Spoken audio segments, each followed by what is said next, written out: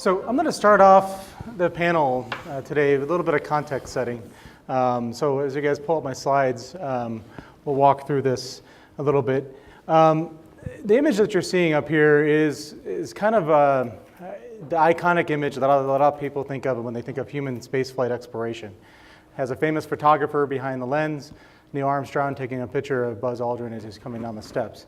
I'd like to flip the context, which I don't think is all that hard with this audience, of about the way we think about exploration. This had a time and a place that was very accurate for itself, and was obviously very successful in what the mission it wanted to accomplish. However, it wasn't a sustainable way to think about human exploration in the long term. One of the things that people harp on is latest, whatever administration that comes through, the latest quote of objectives and those kind of things. One of the ones I'm throwing up here is April 2010. It's part of the same speech that President Obama rolled out our asteroid and Mars timelines and such. But we're pulling on the section of the quote that I believe is a little more relevant about the discussion that we're talking about. And it's not about going to a certain destination by a specific time frame or even a destination in and of itself. It is about extending humans' reach into space. And I think this is a context that we need to shift the way in the dialogue that we talk about human spaceflight exploration and the way that we utilize space and bring it into our economic sphere, regardless of which destinations that we're going to. In addition to that, I was going to pull on the latest strategic plan from NASA. The significance of this is one of the first times that we've ever, in an actual formal NASA document, outlined the expansion of human exploration, and then also mentioning Mars for the first time in one of our strategic plans. But again, it then also focuses first off on this expansion of human presence as a major objective. I'm not going to go through all these strategical principles that we've built up, but one of the things we've been using in our exploration endeavors at NASA is a set of principles to help guide our decision processes and how we come up with the strategies and architecture to expand into space. One of them that we're going to talk about today is really this opportunities for U.S. commercial business and how we're working together, which is the third one from the bottom there. But a lot of these other elements are important aspects as well, but we'll dive into the one related to commercial with our entrepreneur panel today.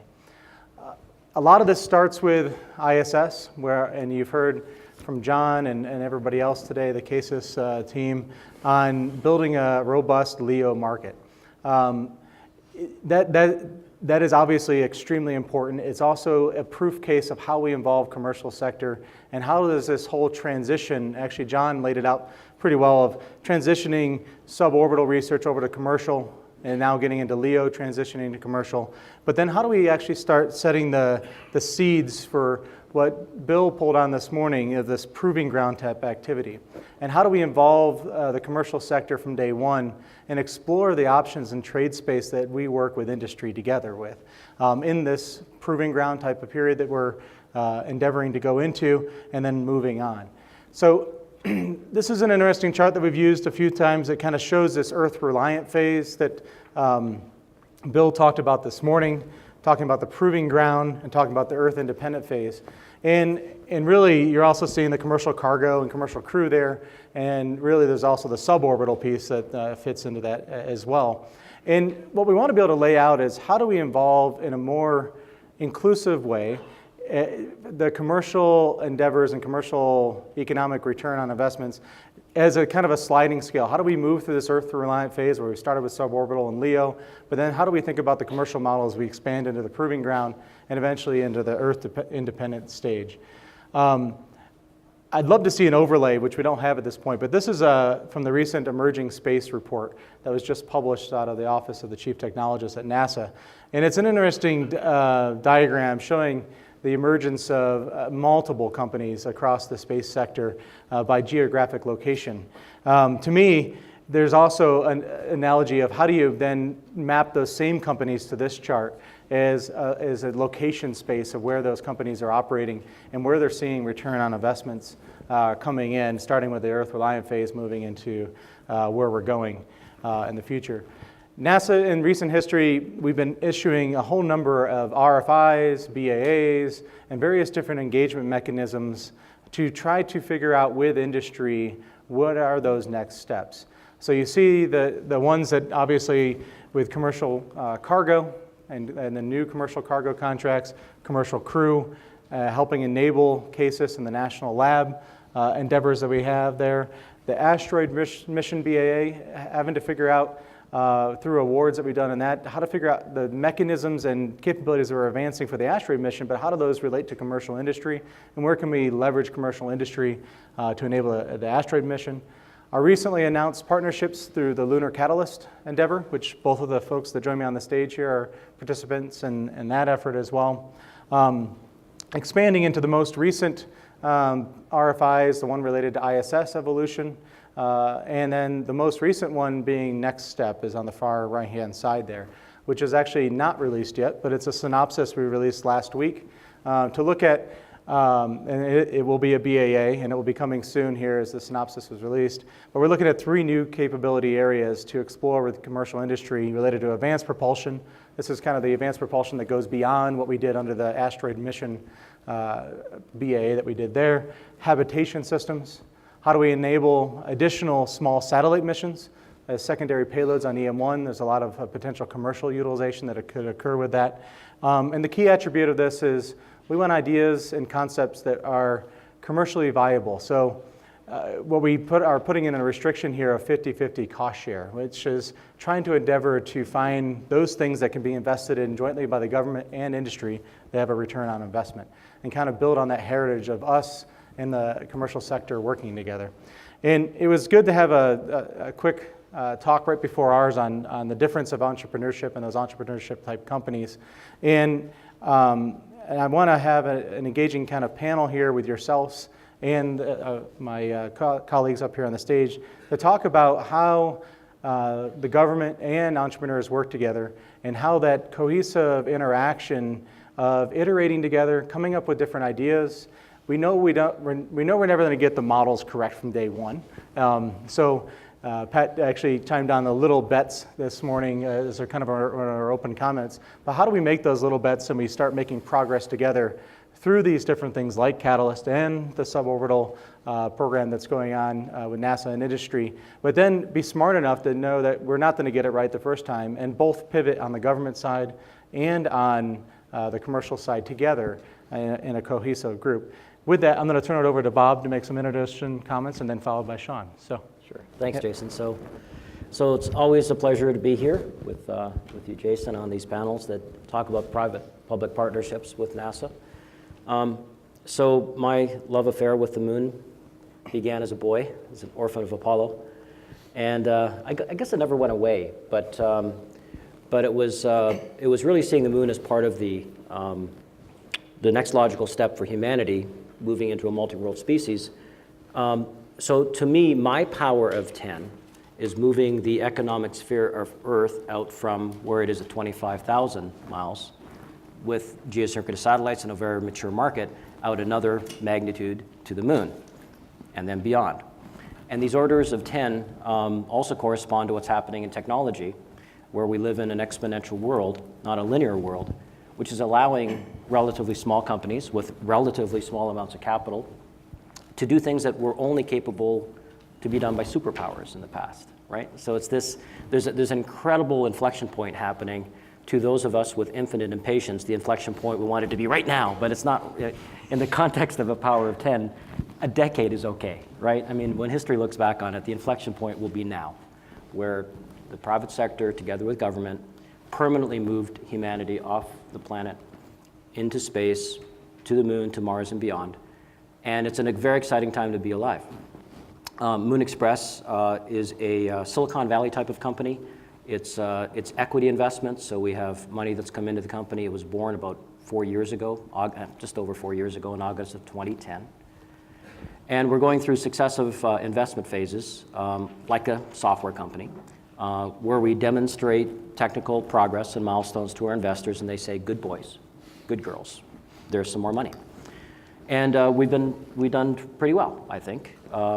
The order of magnitude that we're talking about to do a small robotic mission to the moon is about $50 million. You know, less than the cost of a bad B-grade Hollywood movie.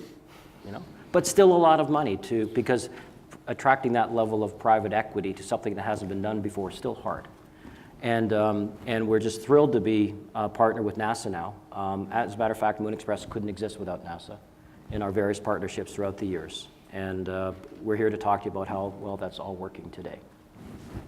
Great. Sean? Good afternoon. My name is Sean Mahoney with Masten Space Systems. The Power of 10 connection is actually the age of Masten Space Systems. The company is actually 10 years old.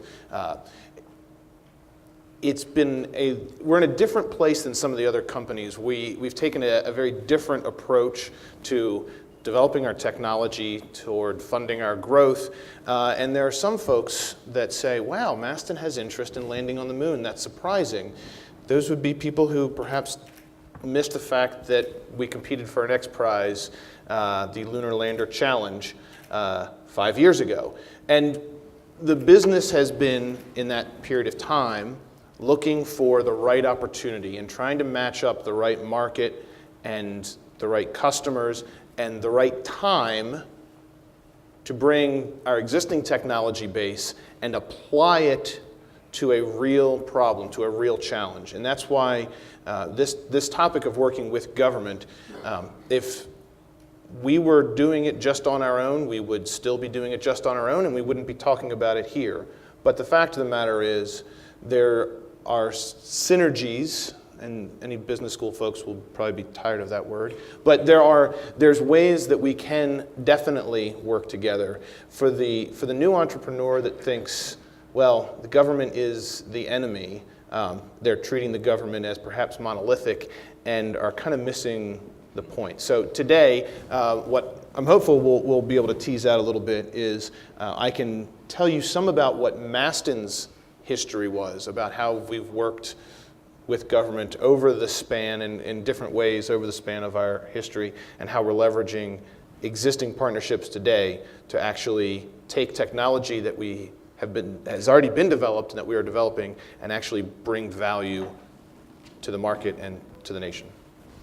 Okay, so with that, I'm gonna start off with a question for both of you guys related to, it goes back to the little bets. I mean, obviously, we didn't just dive into this with the Catalyst partnerships. You guys have a long track record of working on your own and making technology advancements, but also with the partnership with the government. So I'd like for each of you guys to kind of lay out a little bit of the history as you guys saw it, some of those advantages and why did that work or didn't? Well, I guess fair game as well. It kind of started with, hi, I'm from the private sector and I'm here to help. and NASA said, okay. And it was really a kind of a bootstrapping, mutual respect and discovery of how to work together. In our case, we started out with reimbursable Space Act agreements, so that was an easier sell, which meant we needed to pay NASA for access to facilities, and we got our training wheels on a hover test vehicle that NASA Ames had stood up that eventually became the Common Spacecraft Bus and the LADI vehicle. And progressively, that has now wound up in the Lunar Catalyst program, which is not an exchange of funds yet, but is an exchange of value, real value to us that displaces real costs that we would otherwise have to spend ourselves. I think we're clearly heading towards that, you know, as CEOs we're the chief extraction officers of money from investors. And it would be a good idea that we turn the table around where we're actually getting more money than spending with NASA, but I think we're heading in that direction, where NASA is a partner and a customer and a very collaborative one that's really making a difference to us. Masten, in the competition for the Lunar Lander Challenge, grew out of a NASA Centennial Challenge. So it's going back to that, it's kind of funny to say that's the midpoint in our history, but NASA played an important role in getting the company out of the initial ideation phase into the, okay, let's actually get something done phase. NASA and working with government as a customer, for example, with the Flight Opportunities Program, was a huge benefit and the existence proof of flight opportunities was a thing that I was able to turn around to the investors and say, look, here's a list of things where we are creating value. And that helped us make that argument that our big idea had some actual value. As we now come around again, and I spent a lot of time trying to figure out who in the government has use for the core technology that we have today. And I spent a lot of time just having conversations.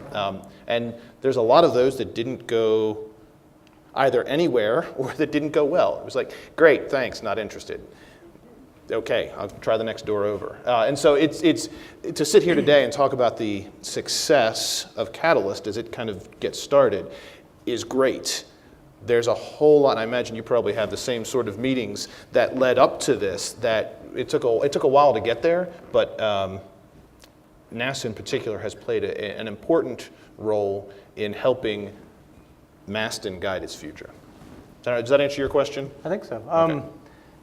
Another question I had was, Bob and I were talking actually in the hallway that there's kind of a difference between entrepreneurial space companies and some other companies, and there's a bit of a difference in the way entrepreneur companies structure themselves and make progress and such. And it would be interesting to understand what industry models do you feel that you guys are following, or where do you get inspiration from?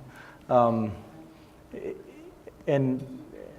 kind of iterate on that a little bit more about entrepreneurial space is a little bit different, but still trying to get to the same goals that we all are here. I have not found the perfect analogy yet, and I've tried.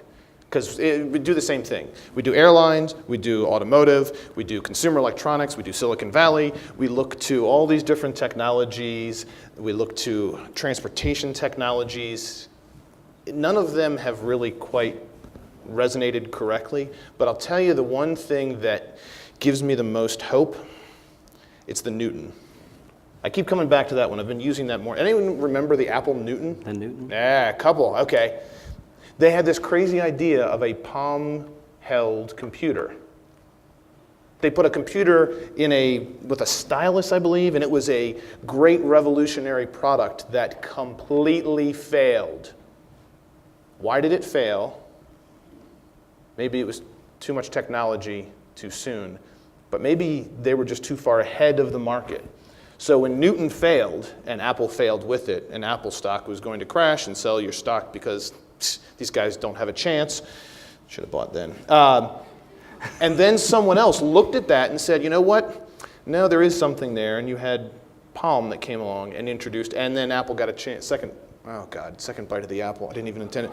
But Apple came back later and had a smarter answer. So the reason I like the Newton as a thing to point to is because just because your idea, your product, your service didn't work today doesn't mean that it's wrong. You might need to wait for the next iteration. And the goal for us is to stay around, to stay in the game long enough so that the timing is right. I think that's an important aspect. It's the perseverance, I guess. So here's a model. It's not perfect. No model is. But when I think of entrepreneurship, and I don't really like the old space, new space. I'd rather call it smart space. The smart spending of money and collaboration in order to reach the goal. Ask yourself, where does the risk lie? Who holds the risk, right? In an entrepreneurial company, the investors will be holding all the risk and envisioning the product coming to a prospective market. On the other side of the spectrum, if it's a cost plus, I won't call it traditional, what would I call it? What's the opposite of smart space? I knew you were. I won't go there. All the risk is on the taxpayer, and there's really no risk in the company, right? So you get a different culture with an entrepreneurial company. Yes, sleepless nights, endless dedication, bootstrapping, and nobody will ever know the story of the entrepreneurs, what they actually go through. But it's an all-in scenario, and with uncertain outcomes, and that's okay. And we've done great things in the world through entrepreneurship, and I believe that smart entrepreneurship, and using our partnerships, like has always been the case. If you look at the early days of the Americas and the move west and the gold rush turned moon rush and others, those models persevere today. So I'd like to get your guys' perspective, I have my own, of the government's role in some of these public-private partnerships and where you guys see where we're doing things in a good way, encouraging this space to grow, but then also where we've gotten some of those little bets that were wrong and we had to pivot and move on to the next thing. It'd be interesting to hear your guys' perspective, and then we'll actually at some point here turn over to audience questions as well, so make sure you guys are sending those up. But we don't always get it right in the government and what that role is, and we've been kind of exploring that space together and what this means, everything from several years ago and moving into commercial cargo and crew and moving into models like Catalyst and moving into, as Bill described, the evolution of what stations as a platform will be over time. There are things that we've done well and things that we haven't, and it would be interesting perspective on where does the industry need that help and where is that value? You're doing good. Keep doing it. Well, we don't know what good is. I mean, well, so I don't, Sean, I don't know if you share this with your experience, but one of the things that's been very, very useful with the partnerships and the acknowledgments we receive from NASA is that when you go out for capital, and with a huge nod to SpaceX, and for cutting down some jungle that just hadn't been cut down, it's really, really hard to for an investor or a VC to do due diligence on a crazy idea that goes outside the bounds of anything they're experiencing. They like to understand. So when you have a validation that comes in that you can say that, well, you know, NASA's our partner, or we have some contracts, that really helps create the confidence among the investor community, together with examples of successes out there. And then you have some other private companies with a big nod to Google that changes it kind of from a giggle factor to a Google factor, that there's a large private company out there that does care about exploration. Does that? Yeah, that would resonate. And I would say also there's sometimes a misperception that venture capital money is all about research and creating stuff from new cloth.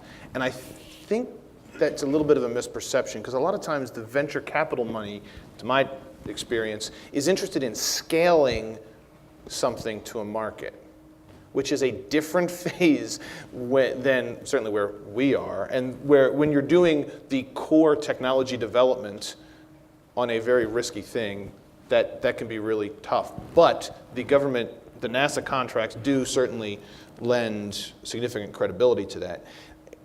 To answer the other side of that, a little difficult, but I'll take a swing at it. What is NASA doing poorly in this making small bets? And honestly, I think the answer would be celebrating failure.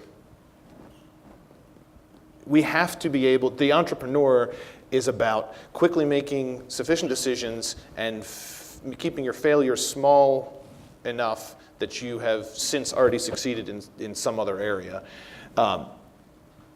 The idea that, and a great movie line, but not necessarily a great business model of failure is not an option. We need to fail. And most of the people I think in the room appreciate that. We should trumpet those failures. And it is something that is not just a NASA government thing, it is a cultural thing. There are a few places, Silicon Valley is one of them, where you can list the failures that you had as a badge.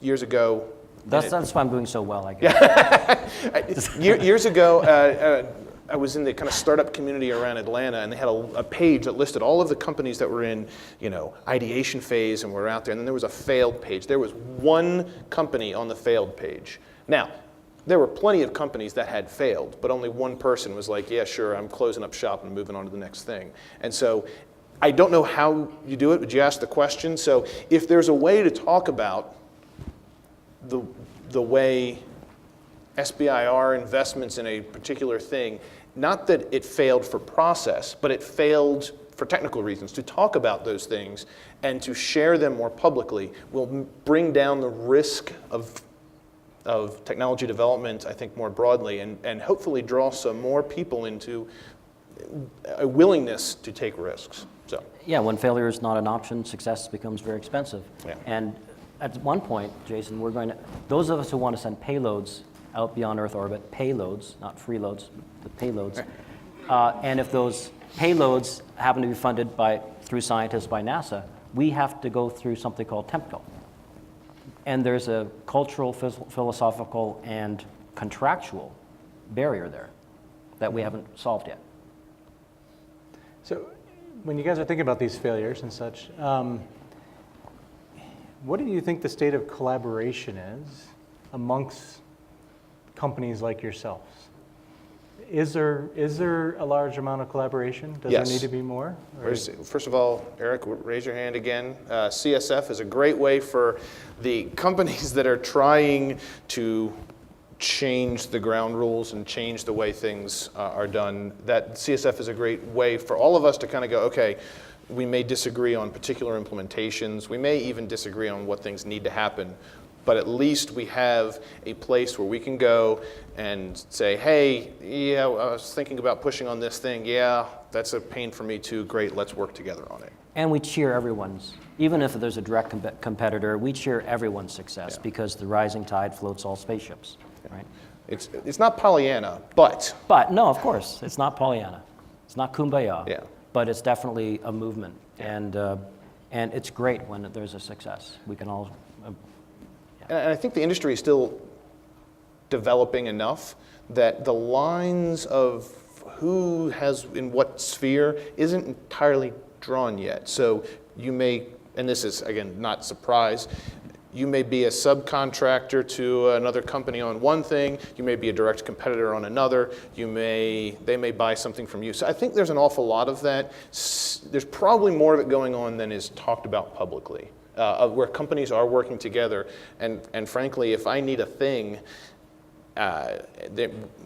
you might be able to sell it to me, and I can use it. Works for you because it's cash to you. I don't have to develop it separately. That's fine. We may not publish that because neither one of us necessarily want everyone to realize that we're working closely together. But I think there's a decent amount of that goes on. At least the phone calls go on. So I'm going to shift to a couple of audience questions. The first one is interesting, and I think it's a key question that a lot of people have is, what is some of your best methodologies to find investors? And how have you, and I'm paraphrasing here, how have you built that investor network? And that seems, it's a general theme that people struggle with. We've never compared notes, Sean. No. So, interesting. Probably very different. My number one way is don't need them. Well, does that mean like customer contract is your best type of investor? Correct. Right? Yeah, a non-dilutive, non-equity. If I can get a grant, that's best. If a customer and a grant are both in there. Grant is great because someone just gives you money. Don't see a whole lot of that. Customers are even better because then you are demonstrating a need. So the best argument for an investor is I don't need your money. Again. It's a great idea. The simple fact of the matter is you've got to be able to show why they should invest in you. And we have gone through many different business models, still searching. And we've had some success, and I've had plenty of failure in communicating that value. So I don't know. It's a work in progress on my side. Right. So non-dilutive capital is the best kind usually. But also investors can be good partners, right? Especially strategic ones or ones that are really familiar with how to grow a company and scale and so forth. So, I began my journey looking for money in about 2006. Every good commercial space company, not every good commercial space company, but most want a billionaire behind them of some sorts. And the problem is that most billionaires have their own, right? So find a billionaire. So I was lucky enough to find the only billionaire on the block that didn't have a commercial space company, and Naveen Jain was great. He loved commercial space. And Barney Pell came in as well, and it was great. But it's a long haul, and most of the investors in Moon Express are not VCs, but they're high net worth individuals, people who care passionately about the big picture, and have patient investment, and are looking for the little on ramps and the little successes that say we have revenue models along the way to making the moon part of our economic sphere, which is what the big picture is. So along with this, obviously with investors comes fundraising, I mean, in general, but there's a lot of uncertainty in some of that fundraising sometimes. So one of the questions that came in here is, how do you deal with that budget uncertainty on a yearly basis or in between each funding cycle basis? Yearly basis, that would be wonderful. Oh my gosh, I would love a quarterly basis. How do you practically actually deal with that uncertainty of not knowing when new customers will come in or new investment rounds that may come in? How do you make the decision processes to what to invest in next to open up the market? Just for men, it hides all the gray. No, I'm kidding. The actual specific answer, I'm not sure if there is a strategic question or a tactical one. I track every single dollar that comes into the business from its qualification stage all the way through to the cash is in the bank, and I have double-checked the day after to make sure it was actually there and I wasn't just imagining it. So I break out every single invoice. I track all of those parts and pieces, and our runway varies between holy crap and something that's a little bit longer than that. I mean, so, and I mean that somewhat jokingly. Masten right now has a runway of in these 3 to 6 month range.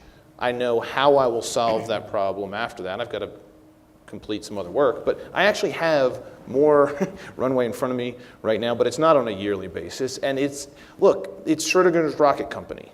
I don't know what's going to happen. I know if I go do something else, that someone else will get the opportunity to come sit up here, that someone else will get a chance to go to the moon, that I know that if we stay at it, we'll find things or we'll react to the realities on the ground. There isn't all of your planning is going to fall apart. No plan survives first contact. So. And if you take Sean's comment to heart, I think that's really the difference here. So 3 to 6 months is a long runway for an entrepreneurial company to have. 3 to 4 months in Silicon Valley typically is that's where the headlights are. So imagine living with that all the time. Every day you're looking, if you're lucky, 3 or 4 months ahead, you're good. Yeah. What happens after that? You'll have to figure it out. You're jumping out of the airplane, you're finding the parachute on the way down. When you hit the more senior rounds, like let's say the C rounds of investment that we happen to be in that phase right now, then you get to look out 12 and 18 months if you're lucky, and you can actually start to execute on a long-term program. But for those of us who are familiar how phase A, B, C, D, typical space technology development programs happen, imagine having your engineering team have to understand that funding happens to this point, and then we have to find more funding, and to keep the momentum and the excitement together with the fiscal reality that we just don't know where your salary is coming from 5 months ago, or 5 months ago. I'm not going to tell you where it came from 5 months ago, but we don't know where it's coming from 5 months from now. And Jason, there's another point to that as well, which is for the leadership, if you're considering an entrepreneurial life, that is your job, is to manage cash flow, to make sure, and to worry about it. I often say I deal in conditional futures. I have to figure out which of these things is going to come in and how do I align the workload and everything else. The other piece of that, though, is very, very direct and open with the whole team, but not to the point of having them obsess over, oh crap, where's my paycheck coming from? And we have had disruptions to payroll. The very first thing you do when you know you're not going to be able to pay your engineers is tell your engineers. You don't want them to go to the bank and bounce a check. So be honest with your people, tell them what's going on, and this is not just when you're in crisis mode. There's different models on how to handle this. Our team knows where we are, they get a briefing, they get to see what's going on with the dollars, but their day-to-day is taking concept and turn it into reality. My job is to be a little bit further out, and we have a great pairing on that. So in terms of how do you manage cash flow, just make sure your team knows what they're getting themselves into.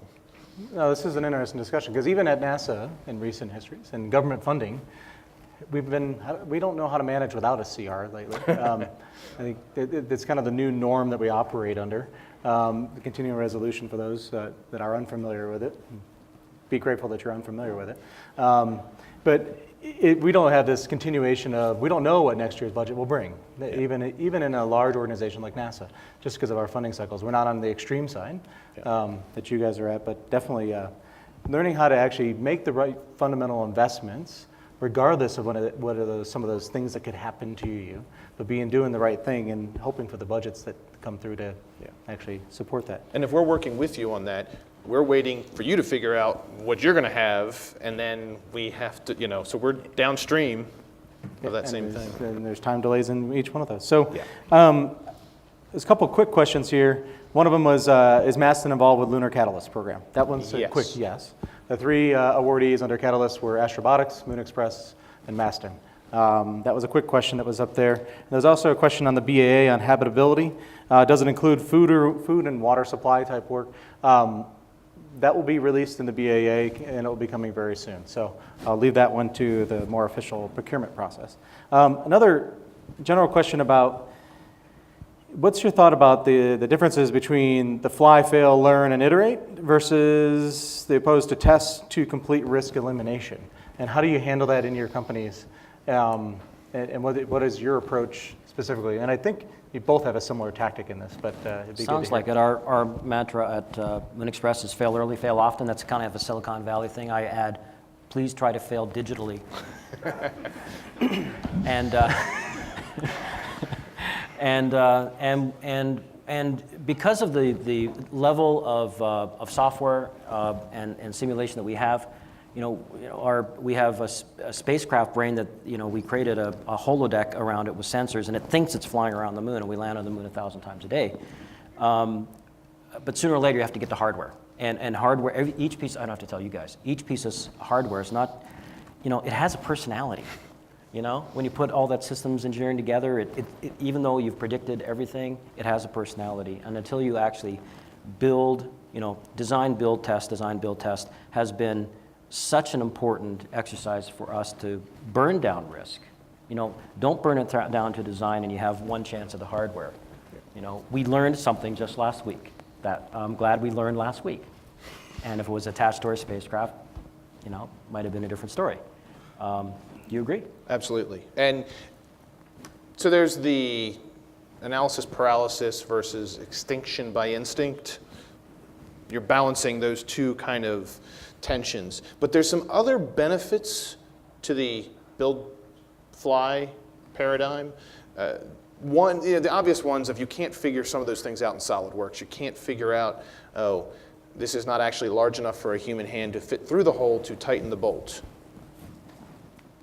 You can simulate yourself silly, but you're not going to get that real world experience. But the other piece that is missed so often in that is you assume then that the end goal of either of those processes is, okay, I have something that works.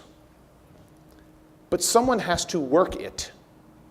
And if the first time you're trying to figure out how to work the thing you've developed is after it has spent years and years and years in simulation, and you haven't matured your operation, then you've got a lot of learning you're going to have to do at a time when your learning of operations will probably be out of sync with your actual development. So the rapid test iteration allows you to develop those operational steps as well. And I think sometimes that gets missed in that question. But yeah, we definitely, we want to fly as often as possible, and I desperately want to make the failures small enough that they are easily recoverable, and it is a delicate game that we continue to play, of trying to figure out how hard do we push and how much do we need to come back and be rational.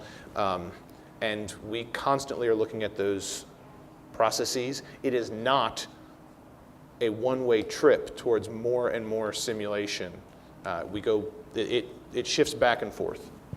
So one of the other questions we had here was, it kind of goes along this failure piece, is how, I mean, unlike the Newton, which seemed to be a graceful failure from the outside, maybe it wasn't actually, how can we actually learn from entrepreneurs how to do this failure in a more graceful way?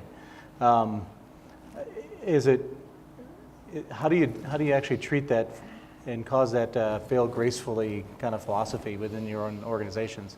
And but then again, Bob just added but please fail digitally.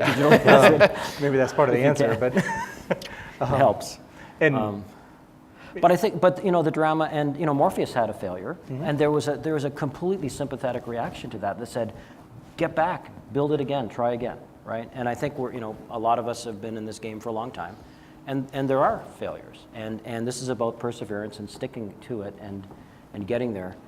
So in the culture internally in the company, to understand, we have a culture of, don't hide something that you saw was wrong. Open it up, shine the light on it. Let's make it better, and be very, very honest with our partners, our customers, and our investors. Yeah. So it's great advice I gave, and now I'm gonna. So internally, absolutely, you have to celebrate as much as you can. 10 minutes after 0A crashed, we were picking up twisted parts of metal going, I think this is out of spec. We should probably send it back for service. The team bounced back very quickly. And we still had some soul. Don't get me wrong. When you have a large total loss of vehicle failure, that weighs heavy on you. But you have to, as the leader, encourage that discussion of failure. And I mean brutally honest, not, okay, we're docking your pay, but okay, this did not go as planned. How bad is it? What really went wrong? And tell your clients that you're not working with. Those have been some of the most fun phone calls. When I have something that is a failure that causes a time delay, when I have to call another client that I'm not even actively working with and say, hey, by the way, you should know we bent this thing. It's not fun, but it is the right thing to do, to embrace that. I don't ever want anyone in my organization or anyone that I work with to hide a failure because they are afraid of repercussion. So that's the one piece. On the other side, I don't talk as much. Masten used to be a little bit more of an open book. And frankly, not everyone understands the same way that this family does failures. And so I tend to be less public. I will be open with clients, partners, team. If you ask me, I will tell you, but I'm not going to probably post it on the blog, which is a drawback. And that's it. I don't know. It's a tough issue. I don't know how to deal with that, because there are some companies that do, and that's great, but at the same time, we have the reality of managing our perception outside. So Moon Express has a lot to learn. We're just coming into the vehicle stage right now. I was going to say, if I'm keeping record of all those that had operational landing test vehicles, Yes. Yours is coming into operational readiness. That's right. And you're the only one that hasn't crashed yet. Yeah, we have no loss of vehicle yet. But just to bring everybody, you might not be familiar with our stage, but we're building our vehicle now. If all goes well, we'll be flying this terrestrial version of our spacecraft down at the shuttle landing facility in partnership with NASA, where Morpheus flies, within 2 months. And these will be the first hardware flights we've had of hardware we've built, or software that we've built. Last year, we were able to fly the Mighty Eagle. Mm-hmm. NASA's hardware was software we built. We took the hardware risk thanks to NASA. That was a great use of capital at the time, because our failure would have been digital. And it landed right side up. It was all good, and it was a great partnership. Now we're going to be the ones flying in the air with our investment and our asset, and our asset on the line with our investors. So wish us luck, because we're really trying hard to make this work. Sean, actually, now that Bob actually laid out, what's some of your near-term things that we should be looking for from Masten? Didn't I just say I don't talk about? So excellent question. It's a prerogative of the panel leader. Yes, here. I know. To ask you questions that you don't want to answer. I will first not answer your question at all by saying that we recently crossed 200 flights on Zombie. So there is a single rocket-powered vehicle that now has flown 200 times. The 201st is happening today, maybe tomorrow. So we're continuing to do work with Zombie. And I'll give you the more general answer of Zero B is coming along well. We've had her under power. She has not been in free flight yet. And then I have another successor vehicle that will be coming up at some point in the near future. I don't have a timetable for it yet.